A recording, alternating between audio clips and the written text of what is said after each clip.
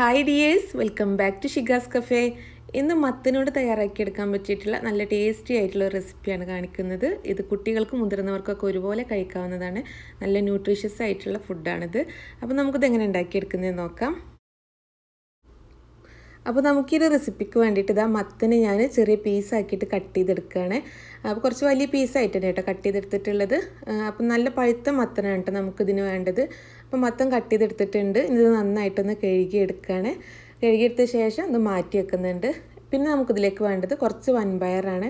അപ്പോൾ ഞാൻ ഒരു കപ്പ് വൻപയർ എടുത്തിട്ടുണ്ട് കേട്ടോ. ഇതൊരു 3 മണിക്കൂർ കുതിർത്തെടുത്തിട്ടുള്ള വൻപയറാണ്. അപ്പോൾ വൻപയർ നന്നായിട്ടൊന്ന് കഴുകി എടുത്തിട്ടുണ്ട്. അപ്പോൾ നിങ്ങളുടെ കയ്യിൽ വൻപയർ ഇല്ലാന്നുണ്ടെങ്കിൽ അതിന് പകരമായിട്ട് നിങ്ങൾക്ക് കടലപ്പരിപ്പ് എടുക്കുക കേട്ടോ. കടലപ്പരിപ്പ് വെച്ചിട്ട് ഉണ്ടാക്കിയാൽ നല്ല ടേസ്റ്റാണ്. അപ്പോൾ ഞാനിപ്പോൾ ഇത് വൻപയർ നന്നായിട്ട് കഴുകി എടുത്തിട്ടുണ്ട്. ഇതൊരു കുക്കറിലേക്ക് ഇട്ട് കൊടുക്കുകയാണ്. ഇനി ഇതിൻ്റെ കൂടെ തന്നെ നമ്മൾ കഴുകി മാറ്റി വെച്ചിട്ടുള്ള മത്തനും കൂടെ ഇട്ട് കൊടുക്കുന്നുണ്ട്. എന്നിട്ട് നമുക്കിതിലേക്ക് ഒരു 1/4 ടീസ്പൂണ് ഉപ്പ് ചേർത്ത് കൊടുക്കാം.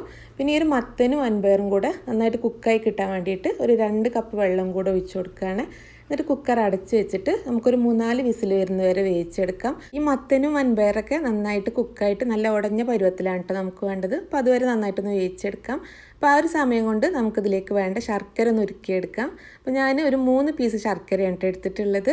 അതൊരു പാനിലേക്ക് ഇട്ട് കൊടുക്കുകയാണ്. എന്നിട്ട് ഇതിലേക്ക് ഒരു 1/4 കപ്പ് വെള്ളം കൂടെ ഒഴിച്ച് കൊടുത്തിട്ട് ശർക്കരപ്പാനി റെഡിയാക്കി എടുക്കുകയാണ്. അപ്പോൾ ഒരു 4 വിസിൽ വന്നപ്പോൾ ഞാൻ കുക്കർ ഓഫ് ചെയ്തിട്ടുണ്ട്. അപ്പോൾ കുക്കറിൻ്റെ പ്രഷർ പോയ ശേഷമാണ് ഇപ്പോൾ തുറക്കുന്നത്. അപ്പോൾ മത്തന് വൻപയറൊക്കെ നന്നായിട്ട് കുക്കായിട്ടുണ്ട്. പിന്നെ നമുക്ക് ഈ മത്തന് നന്നായിട്ടൊന്ന് ഉടച്ചെടുക്കണം. അപ്പോൾ ഒരു കയ്യിൽ വെച്ചിട്ട് നന്നായിട്ടൊന്ന് ഉടച്ചെടുക്കുക കേട്ടോ. അതിന് ശേഷം ശർക്കരപ്പാനി റെഡി ആയിട്ടുണ്ട്. അപ്പോൾ ഈ ശർക്കരപ്പാനി നമുക്ക് ചൂടോട് കൂടി തന്നെ ഒരു അരിപ്പയിലൂടെ ഒന്ന് അരിച്ചൊഴിക്കുക. ശർക്കര ഉരുക്കിയത് ഞാൻ മുഴുവനായിട്ട് ഒഴിച്ചു കൊടുക്കുന്നുണ്ട് കേട്ടോ. കാരണം ഈ ഒരു അളവിലേക്ക് ഈ ഒരു മധുരം കറക്റ്റാണ്.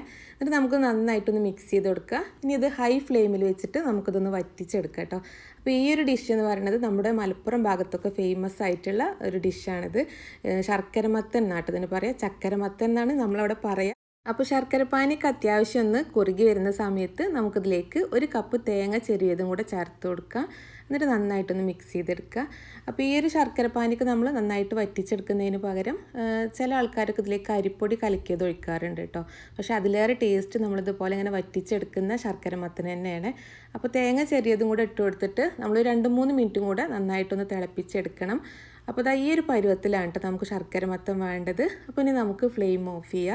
ഇതൊരു സെർവിങ് ബൗളിലേക്ക് മാറ്റുകയാണ്. ഇനി നമുക്കിതിലേക്ക് കുറച്ച് നെയ്യും കൂടെ ചേർത്ത് കൊടുക്കുന്നുണ്ട് ലാസ്റ്റായിട്ട്. അപ്പോൾ നിങ്ങൾക്ക് വേണമെന്നുണ്ടെങ്കിൽ കുക്കറിലേക്ക് തന്നെ ചേർത്ത് കൊടുക്കുക കേട്ടോ. അപ്പോൾ നെയ്യും കൂടെ ഒഴിച്ചു കൊടുത്തിട്ട് നന്നായിട്ടൊന്ന് മിക്സ് ചെയ്തിട്ട് നമുക്കിത് കഴിക്കാവുന്നതാണ്. ഇത് കുട്ടികൾക്കാണെങ്കിലും മുതിർന്നവർക്കാണെങ്കിലൊക്കെ ഒരുപോലെ ഇഷ്ടമാവുന്ന നല്ല ന്യൂട്രീഷ്യസ് ആയിട്ടുള്ള ഒരു ഫുഡാണിത്. ഇതിൽ വൈറ്റമിൻസും ഫൈബറും അയണൊക്കെ അടങ്ങിയിട്ടുള്ളതാണ്. അപ്പോൾ കുട്ടികൾക്കൊക്കെ കൊടുക്കാനും നല്ലതാണ്. പണ്ട് കാലങ്ങളിലൊക്കെ വൈകുന്നേരങ്ങളിൽ ഉണ്ടാക്കിയിട്ടുണ്ടായിരുന്ന ഒരു ഡിഷാണിത്.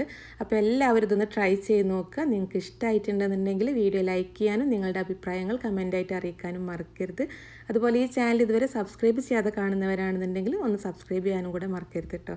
അപ്പോൾ അടുത്ത നല്ലൊരു വീഡിയോ ആയിട്ട് വീണ്ടും കാണാം. താങ്ക്